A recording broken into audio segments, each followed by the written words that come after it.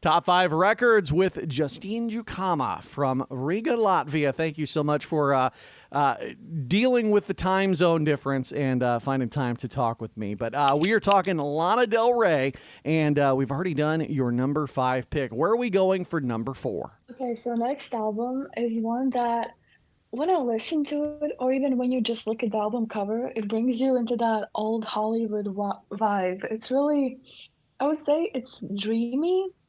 Obviously her songs range, and obviously there's some darker undertones if you go into all that depth.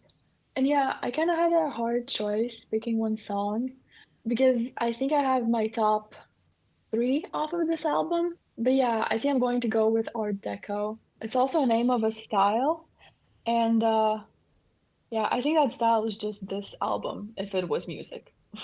So Art Deco's off of the Honeymoon album, and so that's, I would say, a newer album, but it's not really. Obviously, that's also dating me.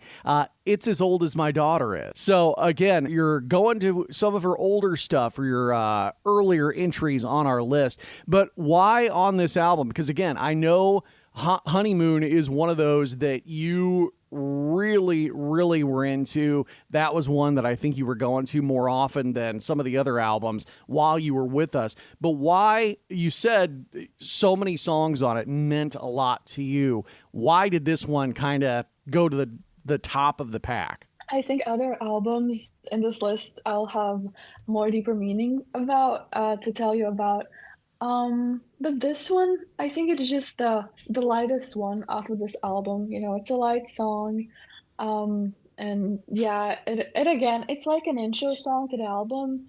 It's like a little sneak peek, a little trailer for the album. I don't know. I think that would be a good starting point if you were to listen to this album. And then I have my other favorites like God Knows I Tried or High by the Beach, but I think this one should be the one that people listen to first. Yeah, absolutely. So just so you're aware, with this album, it debuted at number 2 on the Billboard 200. It was easily one of her largest singles or largest hits albums whenever it came out. Australia, the album actually debuted at number 1, and it's her third consecutive number 1 after Born to Die and Ultraviolence in Australia. So clearly the Aussies are big Lana fans and supporters. Only 2 official singles. Art Deco was not one of them, and High by the Beach was, as you mentioned, that was the very first single off of the album. They didn't chart as high when they came out, but High by the Beach reportedly got to number 7.